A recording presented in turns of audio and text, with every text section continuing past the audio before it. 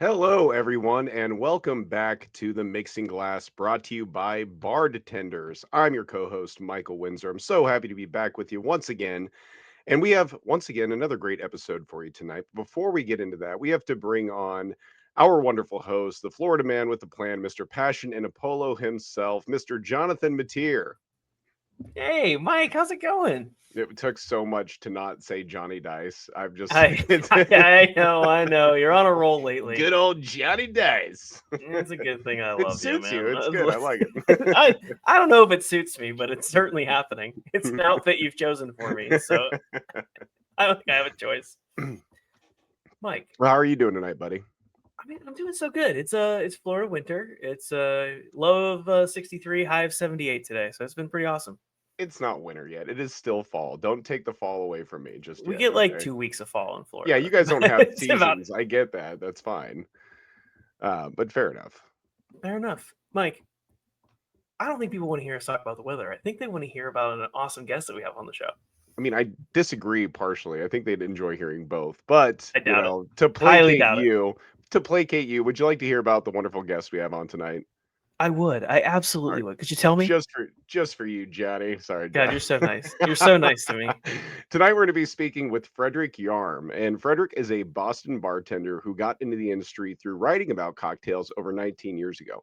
His work with CocktailVirgin blog blossomed into two books, Drink and Tell, a Boston cocktail book from 2012, and Boston Cocktails, Drunk and Told, from 2017, which captured the cocktail renaissance within a city.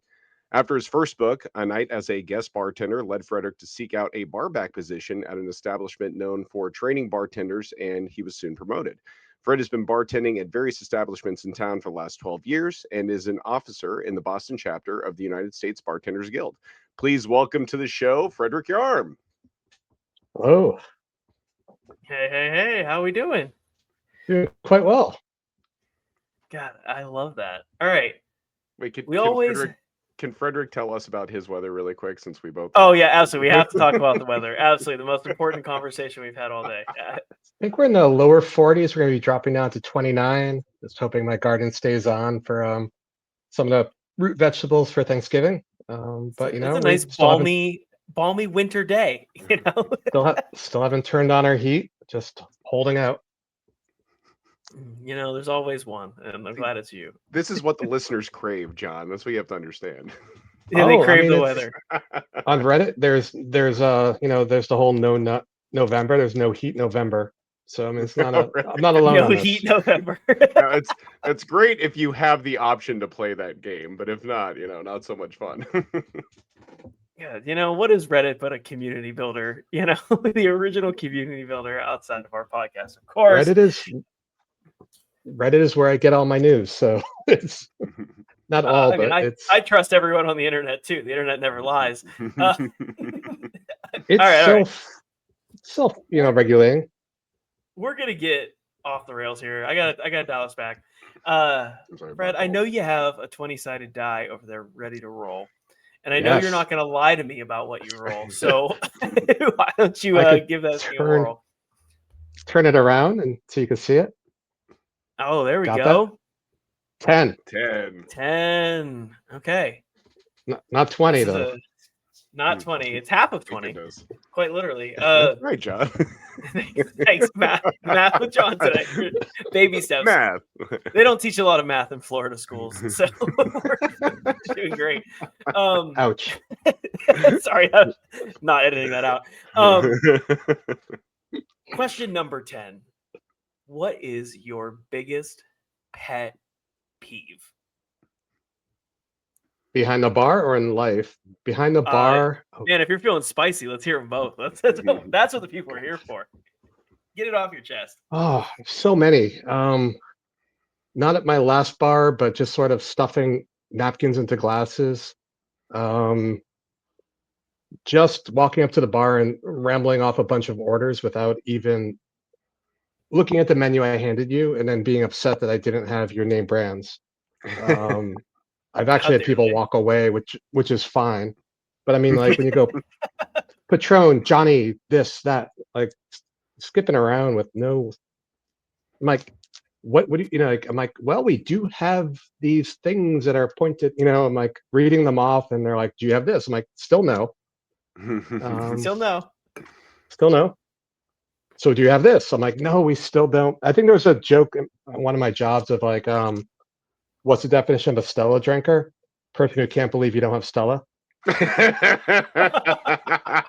No, it's too like good. I like that. All right, what about life? What about a life? Life? I try not to let too much bother me, but it's probably why I don't drive as much. I let my wife do that. Because most of that was driving related. I'm gonna just stick with my bartending pet peeves.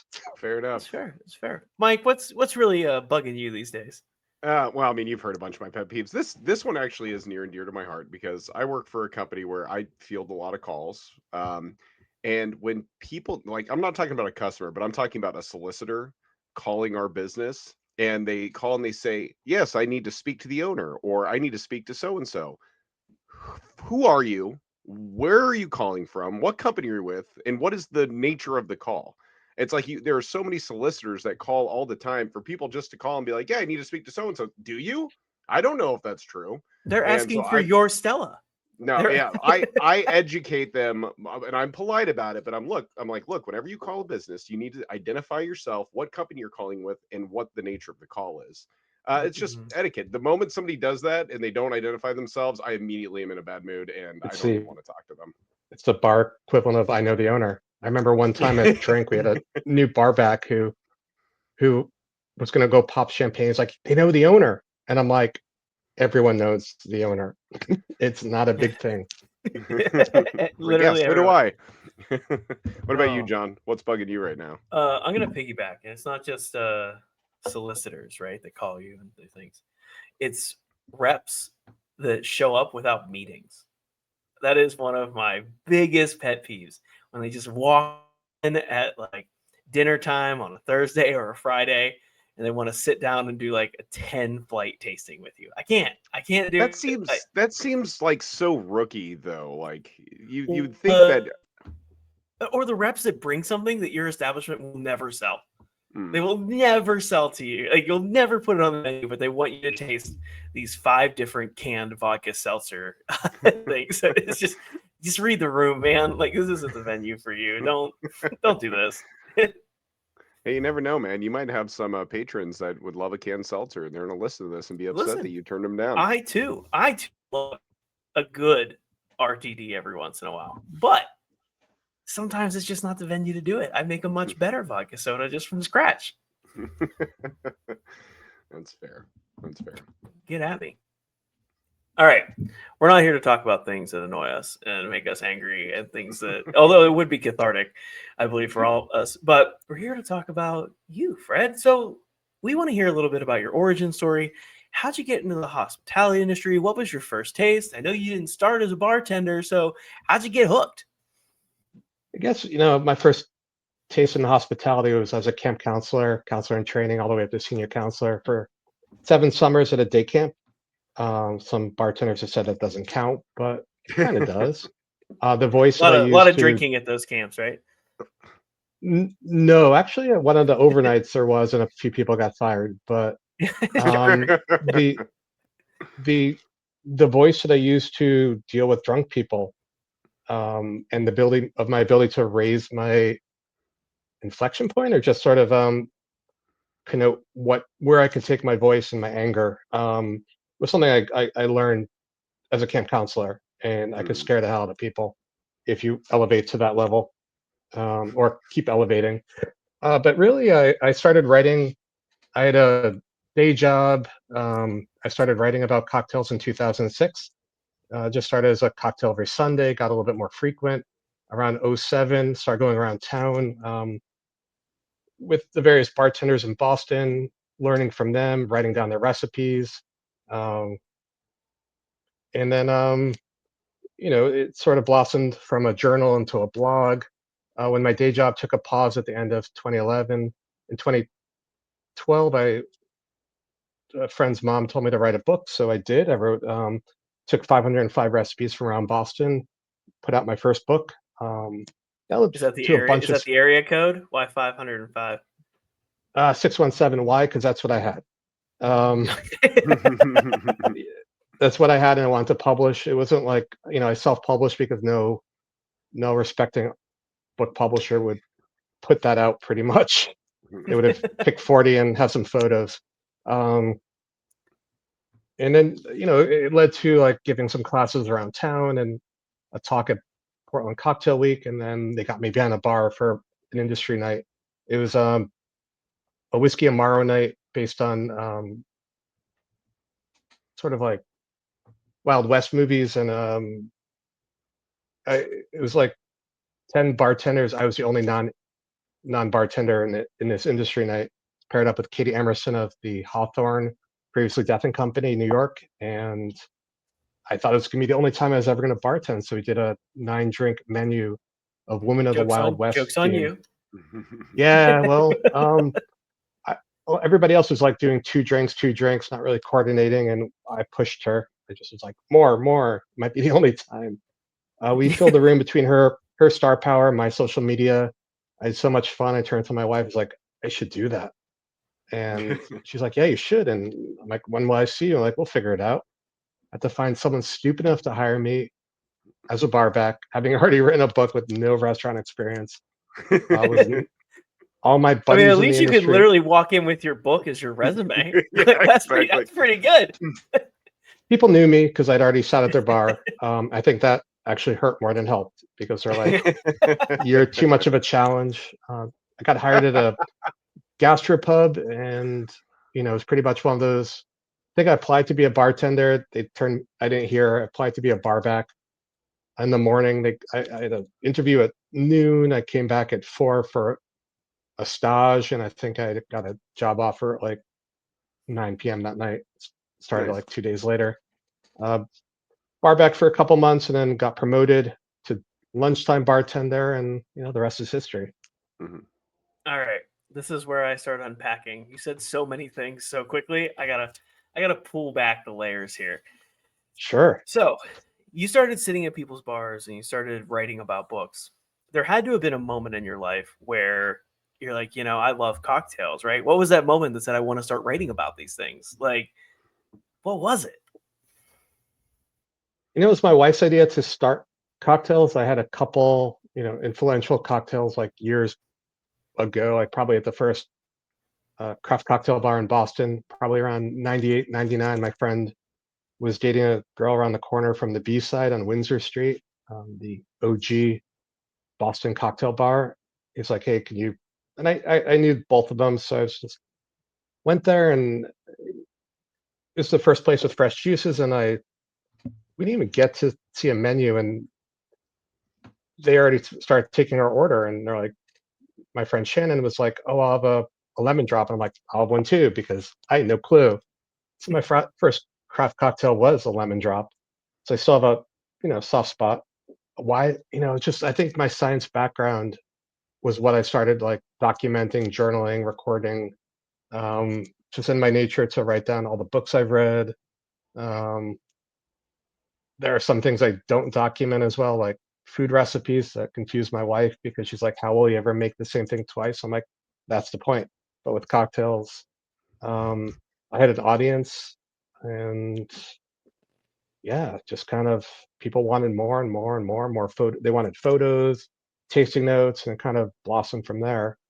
When you find that there's a value for it, it encourages sort of my OCD, anal retentive nature to record things.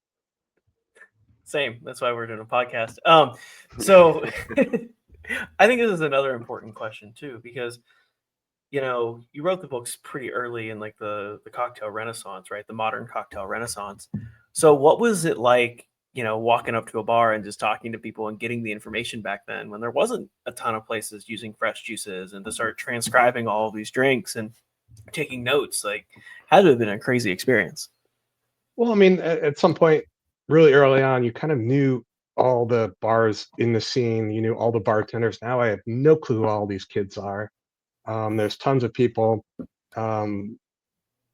people are winning competitions. I've never heard of them. Sometimes never even been to their bar. But it's just you met people through introduction, a very polite way of just asking, like, "Can I trouble you for the recipe?" People loved. It was a very collegial sort of sharing of information. I think John Gertzen, who worked at Number 9, created Drink, was uh, information is not proprietary. So people are very willing to share information at the time of the recipe, how it was made, why they thought of it.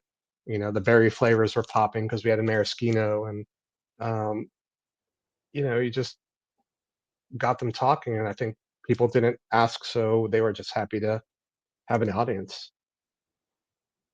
No, I think I mean, I think that's so true. they were And profiting off of it. I was paying for the drinks. I was, quote, an influencer, but I didn't ask for anything special. Yeah, sure. I mean, influencers didn't even really exist back then. I mean, they did, but they didn't, right? Like it was just an entirely different world. Yeah, definitely wasn't called influencer for sure. No. There were Yelp Elite during those days, but I think I've even heard references. I have no factual data on it, but it could have led to certain bars in Boston getting Tales of Cocktail Awards because the recipes were out there. We didn't have the reporters of New York City, but they had the bloggers of Boston. So, people knew what was happening at Eastern Standard Drink, Number 9 Park, what Missy Coffin was doing at Green Street, just because they could read about it pretty much like, a day or two after it happened. Yeah. I mean, I think that's entirely true. So you wrote this book, your first book Mhm. that you wrote, Drink and Tell, Boston Cocktail Book. And, you're putting all these recipes together and you were doing all your blogs, but had you ever written anything prior, like any sort of long form stories or anything like that collected together? Stories, I mean, in a way, I had a graduate thesis that was probably like 2 inches thick. Um, A horror so story, yeah, right? it was a horror story. Grad school, 7 years of my life I mean, even my last year, I was my I don't know if I really wanted to leave. My boss threatened to cut my funding and kick me out of the lab, so I got my thesis done. So there's still a lot of trauma to unpack on that. So so be it. Uh, so whenever you wrote this book and you collected your 505 recipes and you started putting things together, Mhm. what was one of the most memorable stories that you put into this book that really just stood out above everything else? Goodness, I know I had a lot more stories, a lot more essays in the second book, which has 860 recipes, but it's twice as thick. Casual 860. That's Yeah, crazy. That's 1,400 some drinks between the two almost. pretty much. Yeah. The first book, I mean, it's just such great memories of like the Jaguar at Eastern Standard, the first stirred tequila drink I had. But it was like tequila, green chartreuse, Ameripicon, because we had an Ameripicon stash that turned up of not illicit, but TTB frowned upon Ameripicon, little orange bitters. And it was just, you know, I just never saw a stirred drink with tequila before. And this was 2007. Um, I'd have to think about what was going through my head of what was novel. I think it was just, I think I captured that more in the second book of the people I met. When I met John Gertzen, he was at a chartreuse event when I had to actually promote chartreuse. He was dressed as a Carthusian monk. Spoke to him. He also had a What a biology. wild statement you just said. Still have a keychain.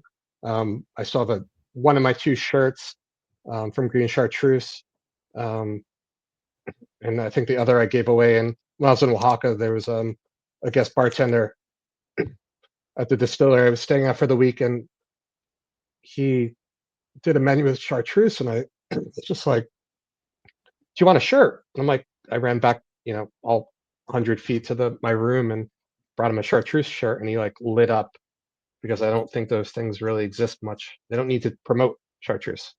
Mm-hmm. Yeah, it just exists now. We all accept it for what it is. Most people We love all it. we all hunt it out. It still takes me 6 to 9 months to find the bottle. It is When not I was easy. at Drink, I remember I was doing so much money per week with the distributor that carried it, like along the order of like $1,500 to $2,200 a week from them, that I was getting an allotment that was more than, it was like 2 6-packs of each per month, and they allowed me a third. It just In quarter ounce to half ounce drops at a time. That's a lot of work. there might have been some, chartreuse swizzles, you get it Oh, done. that's true. That's true. That'll get you every time. That's a delicious cocktail. So I also want to talk about what it was like walking into a bar and applying after you had written this book and you experienced all these cocktails, and like getting that first job and actually getting the chance to make drinks, outside of doing the pop-up event and everything like that. What was that like for you? Stopping in to apply for jobs was a lot of, I guess the proper word would be anger, disappointment. I say anger, given my personality, that it was frustrating. Heard so many no's. You just can't in the job search. You just can't take no for an answer. You just have to keep trying a different avenue. What was it like making drinks? Making drinks for me is easy. Thinking about drinks is easy. Everything else was the challenge: how to deal with people, how to make them happy. I've seen this happen. I saw a little baby bartender at a brewery tap room get harassed by sort of like these towny people, and I'm like, oh. So to my wife, like, I remember when I was experienced that at the gastropub with the day drinkers. I mean, they smelled fresh blood in the water, and I got so much crap. And eventually, you build up your defenses, kind of figure out how to put them aside, tell them off, and eventually just have them never cross you or ask stupid questions like that. Eventually, intimidate people, and in a good way. That's what Mike loved about bartending. You build, there's a level, excuse me, there's a level of like mutual, like, understanding that you kind of build,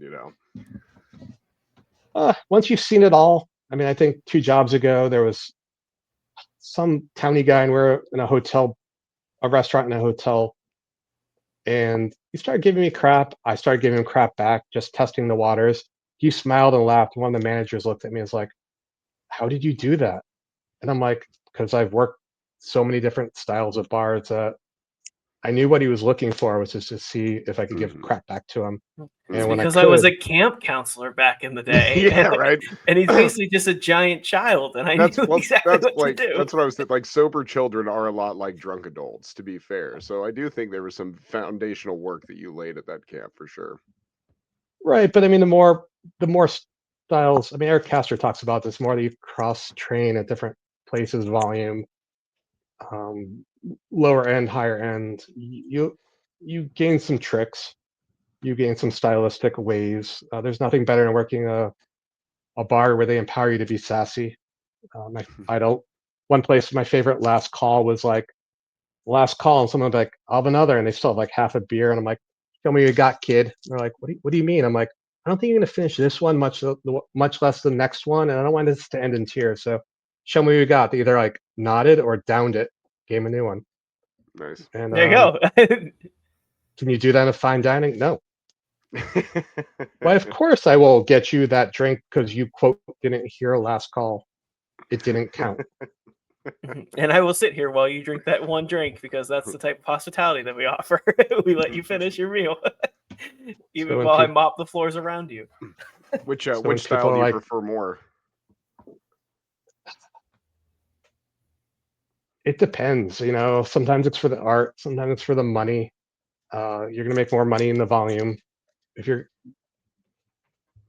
it's just where you feel at home at that moment. What if management makes you feel good, money's good, you're either earning or learning, and sometimes both. If you're doing nothing, neither of those, it's time to move on. And I just couldn't do fine dining. I don't think I could work a hotel. Or I remember when we had the casino come into Boston, I asked my wife, like, should I apply? And my wife's like, hell no. I don't want to hear you complain every day. I'm like, oh, you're right. It was something when I was doing. That's a really good partner that you have. When I was doing mentoring sessions at Portland Cocktail Week, I met with 12 people, and it's just like I would ask people like, what type of place you're working at, and like one person was very much into Las Vegas casino hotel. I'm like, good, what's good for you. I'm more of a pirate ship or owner manager. They're on site. It's their project, and that's all I can do. Like I can't work in that much structure. If otherwise, I would be in a previous career where I could earn so much more without sweating or getting cleaning up messes. Or having to be sassy to the day drinkers. If you carry yourself right, one phrase, every once in a while someone will say something like, what if we order drinks and we don't pay? And you just say, you're cut off, and you walk away.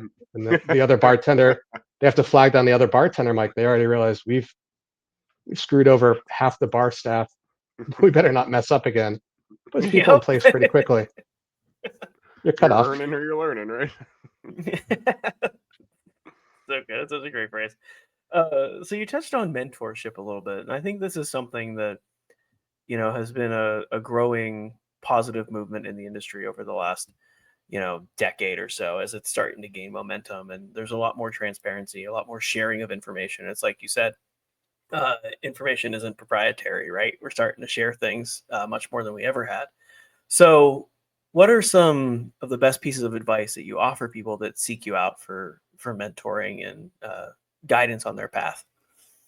It depends what level they're at. When I was at Drink and we had a new barback, I would pull them aside and say, how you feeling? Good. Yeah, tomorrow your friends will be a hot shower and Advil because their legs are going to be burning by the next day. People are not used to standing for 8, 10, 12 hours. So it's all the way up to, at Drink where we had no menu and you're sometimes crafting things on the fly. I would teach lessons of like, if things are too bright, add Angostura. There's a bitters lesson. Too bright, add Angostura. If it's too dark, add a dash of absinthe, and everything in between with Peychaud's, orange, chocolate bitters. It's just how do you think about drinks as modules or kind of flow chart? Dealer's choice. It really depends on where they are, and you can't force them to learn things. You could answer their questions. I think one of my favorites is, I had a previous job I had at that hotel bar. We had a bartender who took the cut. Their friend from Chicago came in. It's like, oh, this is the guy we got blackout drunk with. He ended up not making the call the next day at 4 p.m. So there I am with a 22-seat bar and 120 plus seats in the restaurant, solo. And that's what you want. That's an ideal situation. Yeah, I remember. You make more money with volume, right? So, well, you don't make money if the tips are low percentage. Yeah, and there was a the guy who did Stomping Through the Savoy, old blogger, who said like, oh, tonight, his manager's like, tonight, try to go down gracefully.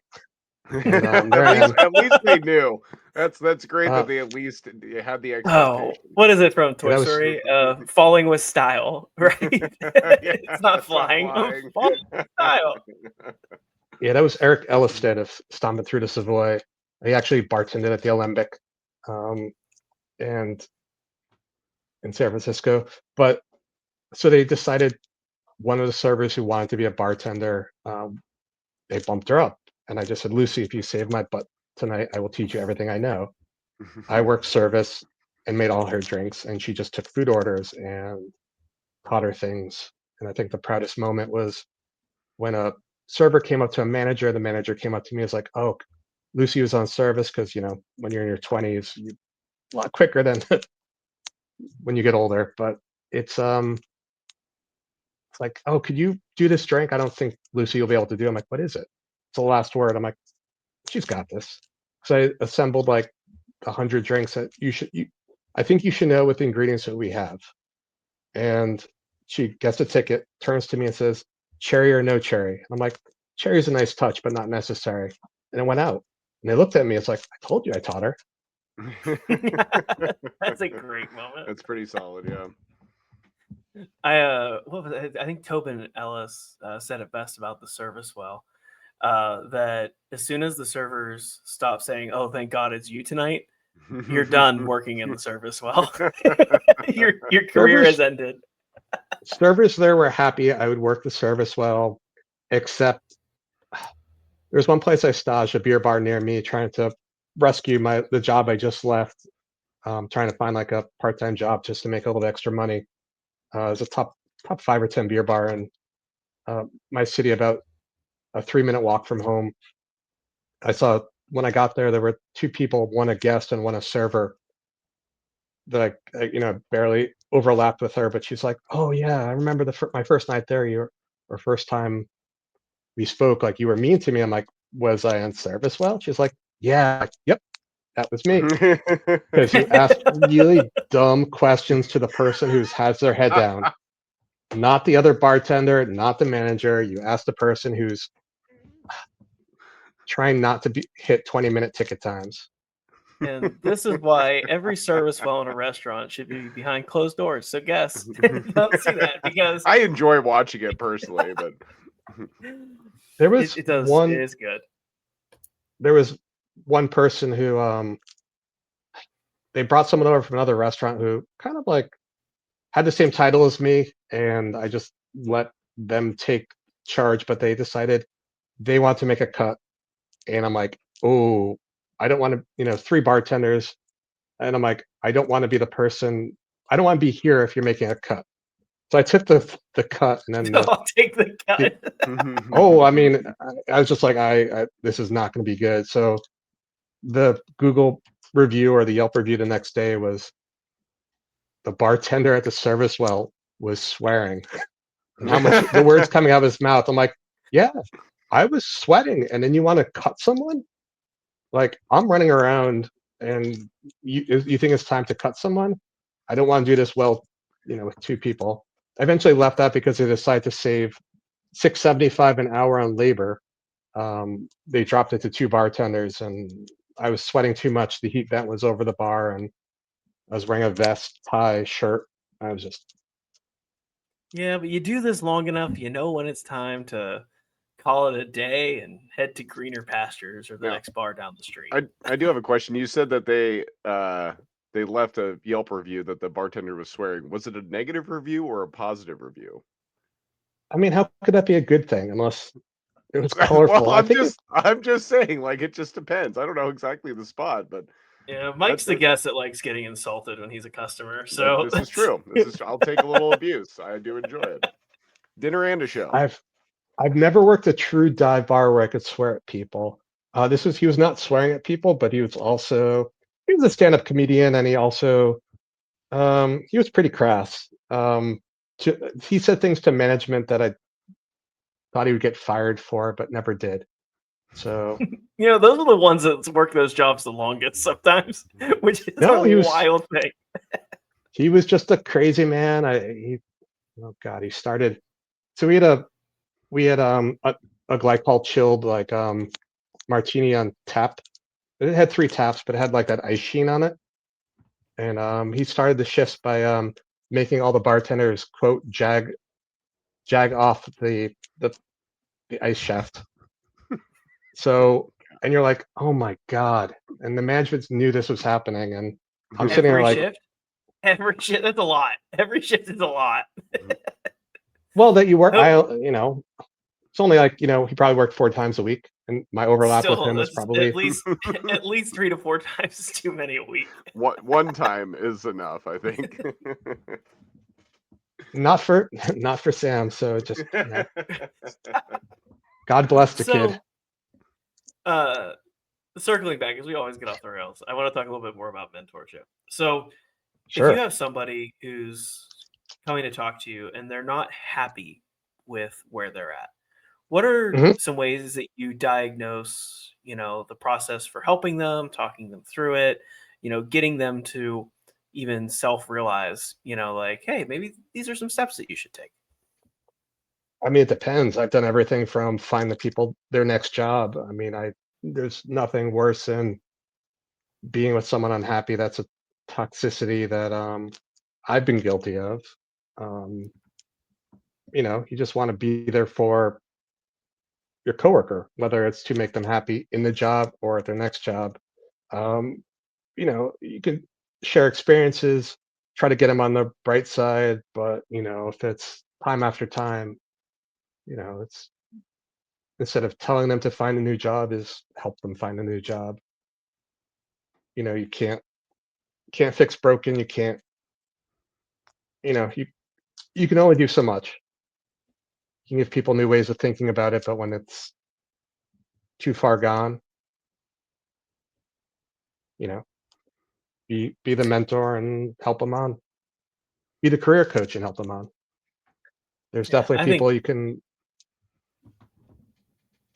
there's definitely people you I, could like fix the small problems. Mhm. no, I think that's really important. And I think so many people lack that follow through of helping people get to the next spot. It's one thing to just, say like, yeah, I'm here. I'm going to listen to you. Like, I'll help you diagnose some things in the moment. But the follow through to get people to where they need to be is what mentoring truly is, right? It's giving them the tools to operate that they didn't know they had access to. And I think that that's so powerful in this industry, Mhm. without a doubt. Yeah, I mean you know, there are several people years later I still keep in contact, still send messages to, um, visit them or help them out with the next job. And there's some people who I hope I never hear from them or get another like, how is this person who worked for you or you worked next to them? I'm like, you know, oh, what can I say and not get sued about their drug habit or drinking habit? They enjoyed Heck, extracurricular activities Yes, outside very much. outside of work and sometimes at work. if I knew them well, I just said, could we hop on a call? Don't want anything written. That's true. That's a true professional. Well, I mean, the golden rule is don't get subpoenaed, don't get in court. So I haven't heard that one, but I'm going to add it to my list of golden rules that I have over here in the don't ledger. get Uh, don't get subpoenaed. that's good advice. I wish someone would have told me that sooner. No, I'm just kidding.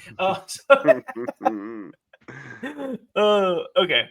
I think this is the perfect segue because right now we are kind of doing this, right? It's the professional extrovert, natural introvert mentality, where when we're at work, we're all the way out there, whether or not we want to be, because it is bartending. So I kind of want to hear your perspective because you put this in your notes to me, and I always get excited when people put these little personal touches and things they want to discuss.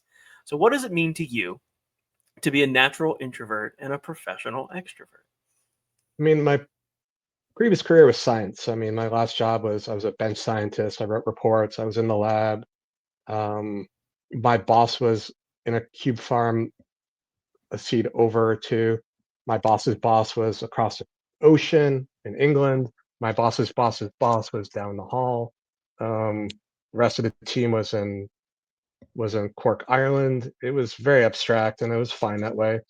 Um, then here I am behind a bar, and I'm interacting with servers, managers, barbacks, guests. Um, it's just for me, the work is just turning on, being on stage. Then it gets even more abstract with you realize sometimes you're always on stage or a lot of the time on stage, even like when you're out at a restaurant, at a bar, at a you know an industry event. When I was at Portland Cocktail Week last month, I made it. I mean, I was doing mentoring in the morning, so I was getting there at 8:55 in the morning, just regardless of what time I went to bed the night before. And I made sure when I was within 2 or 3 blocks of the Jupiter Hotel that I was turned on my work game, and I was on for God probably until like 1 or 3 in the morning, just playing that role. And Speed dating mentorship. it was, well, I talked with 12 people, so it's about 6 hours, but it was just, no, but I was just like, I was being social, I was being in the moment. I wasn't overthinking everything I was saying, wasn't over processing, was willing to be goofy. Um, I remember just even helping someone with their resume and saying it was so, they needed so much work. They just had the restaurant position, date. I'm like, this tells me nothing. I'm like, okay, we need to fix this up. Like, think about this as a, you know, a dating ad and you haven't gotten laid in a while. And let's make this, like, how about you say something like, I was in a natural wine bar selling this. I was doing volume with, I was in a craft beer bar, something that people can latch on, Italian. So you could be like, oh, we have an Italian wine program. Like, this is sexy. And I'm like saying like, kind of like, just kind of latching onto their energy and making it so they could understand. And if I overthought it, would be like, that's unprofessional to be saying things like this is sexy.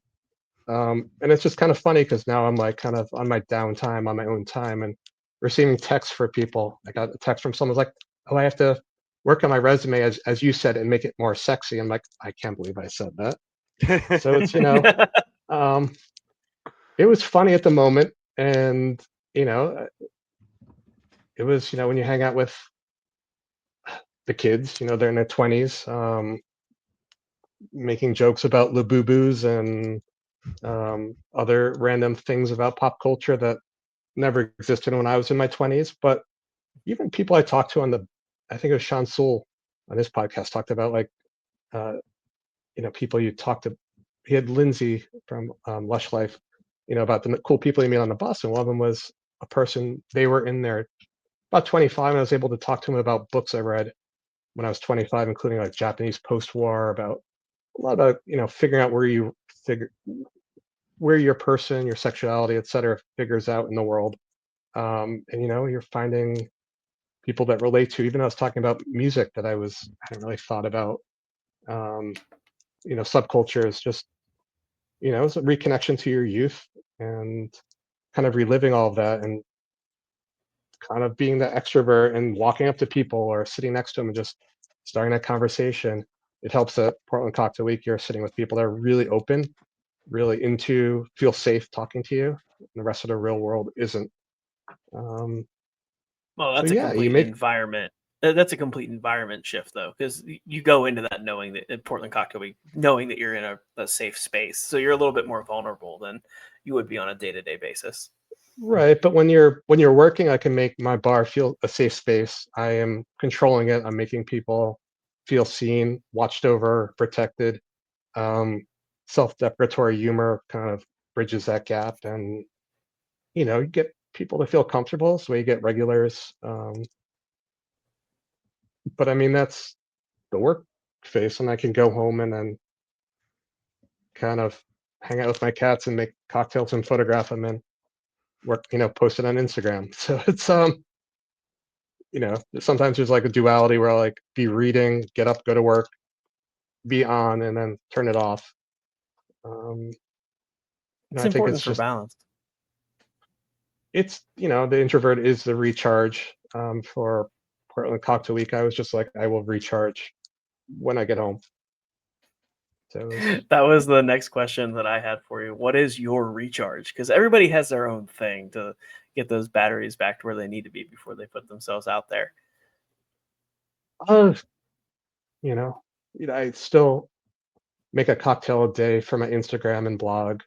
Um, Drinking a beer, just hanging out by myself, whether it's at a bar. Um, my last bar and my future bar are near a brewery tap room, so just go there, occasionally talk to the more I went there, the more the people from the Mug Club started talking to me. The male bartenders would talk to me sooner, and occasionally I got to the point where uh, the women bartenders would say a sentence or two to me. Um, they're very careful about who they talk to. Um, Makes sense. so it's just the morning is a good recharge. The night is pretty much like make a cocktail, shove food in my face, go to bed, depending on what time I'm getting home. the old hospitality industry routine. Eating dinner when it's breakfast time for others. I've never worked that late. When I was at Drink and I was also the general manager, I would occasionally. I had a rule that I wouldn't make a cocktail for my blog or Instagram at after 5 in the morning. That's pretty generous. After 5 in the morning, I used to work at a bar where we'd get off work at 7:30 in the morning after working all night, and we would just go to Waffle House and have breakfast, and then go to bed, and then get back and do it again. So I get it. You said something I wanna bring up again because this is something interesting to me. You made a comment that when you get behind the bar, you're on a stage, right? And you're putting on a performance. You're controlling the flow of the restaurant, the guests who walk in. Now, I had a manager at one point in my life who said that the bar being a stage is a lie, and that you need to be a genuine person every single time, or you won't make it in this industry. So I kind of want to pick your brain on this and get your thoughts on this juxtaposition of where is the truth in between the two? Is it we're putting on a show, or should you just have that natural energy? And like, what does that look like? The truth can be ugly, so sometimes no. I mean, I worked at places that had oysters, and people would like say like, "Oh, you know so much about oysters." I could talk about like where in Cape Cod they were by using my arm and bicep and say, "Oh, it's growing over here. These are brinier. They're like this and that." And people are like, "Oh, you know so much about oysters." And I'm like, you know when the last time I had an oyster was?" And I'm like, "Never." Yeah, I know what a I'm getting paid to know about oysters. That's the that's the show. no. What it was is I had been to an oyster farm. I knew how to shuck oysters, not well. I read a book about Island Creek Oyster Farm, and I used my comp tab every so often to treat my wife to 2 of each of our 4 oysters and a beer and use my comp tab, and she had to give me tasting notes. It was a good trade-off, It's a and, great trade-off. uh, and I was just like, "How do these compare? What's" you also know about I've read about the seasonality, about as the glycogen drops off as, the cold water steps in, and a lot more seasonality than in you warmer part people. But um, do you really want to have your server say like your bartender server say like and I worked at a whiskey bar where it's a barbecue place. How are the pork ribs? Oh, they're really popular. Do you really want them to say like I've never had pork ribs? I don't. I've never tried them. I'm a vegetarian. That's like such a no. The truth sometimes is not what needs to be heard because it's not what relates. It's not what's going to make the guest feel It confident it or can also comfortable. be it can also be unprofessional. I took my my brothers and I took my grandfather and his lady friend out for a nice steak dinner at a steakhouse recently, and I haven't been there in years, and it has fallen off quite a bit, and it's still very good food. But the young server came up, and we were talking about ordering wine, and my grandfather's lady was asking, "Well, I'd like a sweeter red," and then the server's like, "Oh, well, I don't drink wine, so I don't know." It's like that's the wrong answer. You don't have to drink wine. That's fine. But you should at least know the basics of what you're serving to provide a good experience for the guest. You shouldn't know what's on the menu, but there's definitely times that the lifeline is a good thing. I've been brought over to talk about whiskey. I brought people over to talk about wine that goes beyond the menu, like the bottle list. I think people appreciate it's like, hey, I could pick something out for you, but let me get you the pro. Yeah, And and that's fair, but that's still a genuine desire to fulfill the guest needs and wants and everything. So I mean that's totally acceptable in that scenario. Absolutely. I'll tell you I what mean, I've my definitely. favorite line. Go ahead, Fred. Oh, I was just gonna say I've definitely had this problem when I've staged, and also in the first week or two of being at any establishments. I don't let my personality shine until I know the menu. If you don't know the menu, the allergens, etc., like, but you're acting really confident, it comes off as cocky and kind of rude, disrespectful. But if you know everything about the menu, you can kind of get some latitude from guests. Hmm. knowledge is power, and it will set you free every single time. If you understand what the tools are that are in your kit, you'll always have a better experience at your job in the hospitality industry. It's just how it goes. I was gonna say my favorite line whenever I was learning things, right? Because you're either learning or you're earning, right? So good. I love that. One of my favorite lines was when I was completely clueless about things, especially wine. When I was, in my early 20s bartending, I don't even think I had a glass of wine until I was like in my mid 20s, right? So yeah, because you usually just drink it out of the bag, I'm sure. Well, yeah, we played slap the bag and whatever. It was a color of Franzia. It wasn't exactly a right. flavor. I got the red one tonight. I like the light awesome. red. Yeah, yeah, the pink one. Yeah, absolutely. But my favorite trick was always getting people to say you know what? Do you trust me? Trust me tonight. What's your favorite that you like to go get at the grocery store or the liquor store? And then I would go back and Google whatever was closest to it on the menu, and I'd bring them that, right? Yeah. It's the little tricks that you learn along the way, from other people to get the job done. It's just called cheating, John. It's not a trick. It's all right. I would say that was me being a professional extrovert and using the tools at my disposal. Just make sure they don't see you. Yeah, just make sure they don't see you Googling it is all. Give me a moment. I need to go think about that. I'm gonna go look at some of our selection. Back then, I had to go into the office and use the manager. Like this is PC. real Googling. You're actually on the PC. It wasn't a smartphone back then, Mike. Oh God. No, I love that. Okay. Fred, it's about that time where we ask every guest who comes on our show what their favorite shift is that they've ever worked over the years. There are so many good ones. I think one of the ways I've answered this question before has been kind of relates back to mentoring.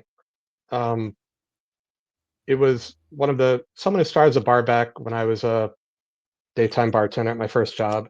It was someone I was helping along. I've always thought of barbacks as treat him with respect. One, that you get better, they help you out more if you treat them with some respect, but always view them as future coworkers. And he eventually got promoted to being a daytime bartender. So I worked the upstairs, the ground level floor. He was working the bigger bar downstairs.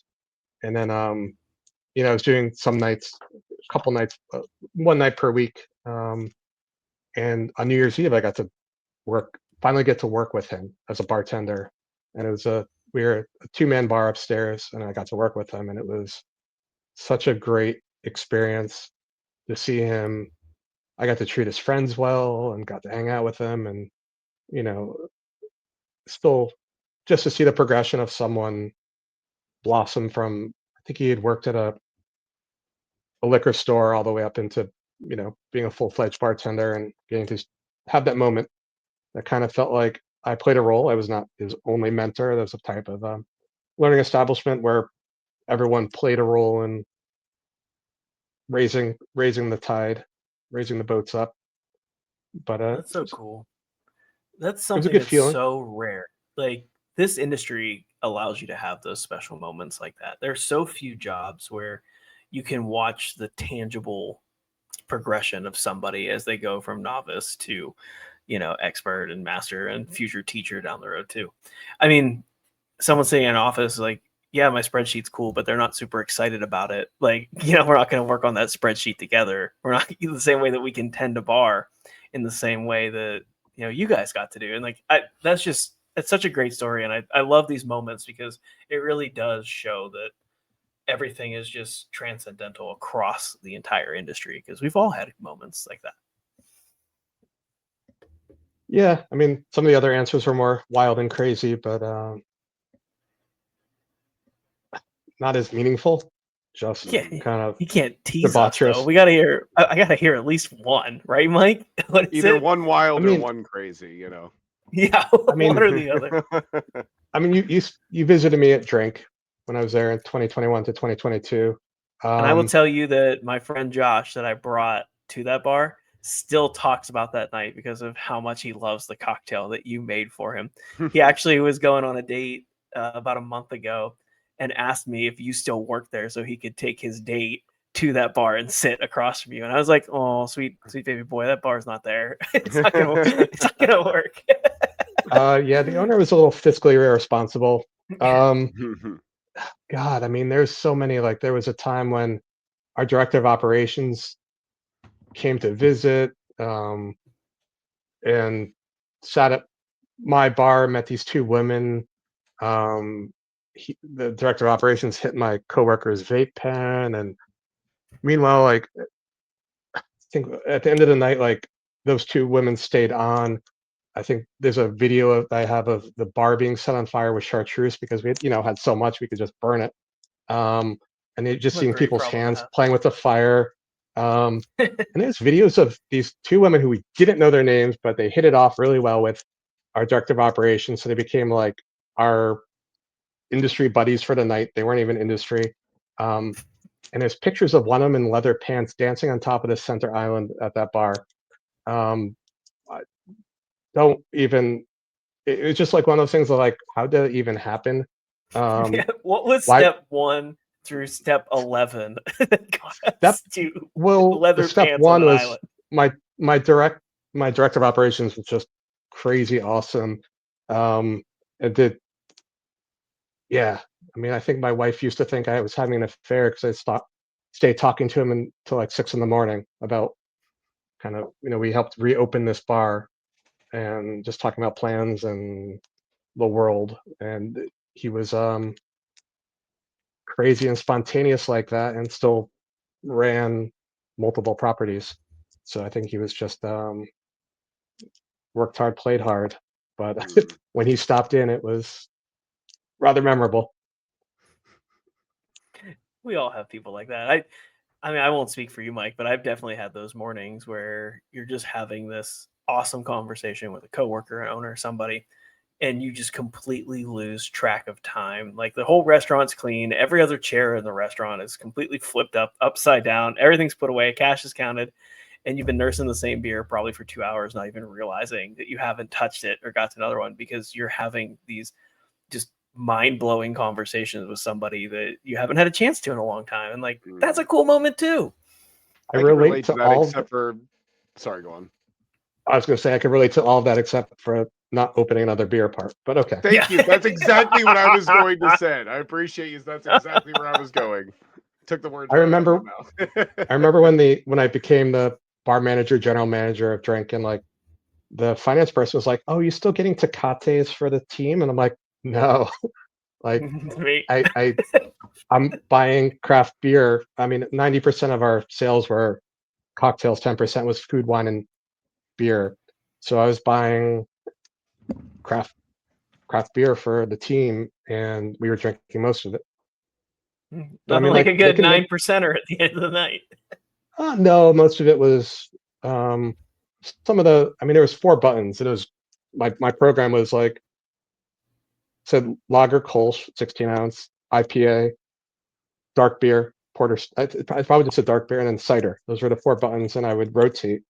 And sometimes we'd have like 2 as we were crossing over. Generally, like, the lagers were about 4.5, and the IPAs were 6 to 7, and same with the dark beers. I So love that nothing as too. you're saying this, I can picture you staring at that POS, seeing exactly where the buttons are and like where you would press them for each one. I put them in. Yeah, I exactly. also I also altered the POS to have buttons that said there were 3 things that said comp, void, and shifty, because I was just getting really tired of people like having these dead checks. I'm like, label them, or just I was like, here, put them here.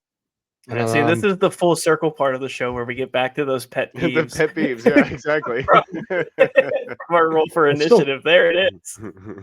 I still see that in my last job. Like, I'd come in for the day shift guy and like, what is this check? It's like, oh, sometimes it's like, oh, that money that was. I'm like, oh, we didn't get a good tip. That is, you just put the $10 bill in there, and I have to go cash it. And or what is that? It's like, oh, well, it's a double ring. I'm like, write it. Just figure. You shouldn't leave the shift with me having to ask questions. We're gonna have to start calling this segment like war stories or something at the end, like where we just start spiraling, talking about all the amazing memories. Fred, I feel like we could probably just talk about that for another hour, but unfortunately, we just have to say thank you for coming on the show, Yeah, thanks, man. hanging out with us, Well, sharing your thank you. stories, we want to give you a little time here to do some shout outs. So, where can people find you? Where can they buy your books? Like, let's hear all about it. The books can be found at better bookstores. I think you can even ask Walmart to get it, but Amazon always has it. Yeah, you could find the links to Amazon and Barnes and Noble on my blog, which is cocktailvirgin.blogspot.com. I might say CocktailVirgin/slut, or I didn't name it. I inherited the blog, but I was brought on a couple months into, along with 3 other people, and by 2010-11, I was the only one writing. It's still going. There's about 7,000.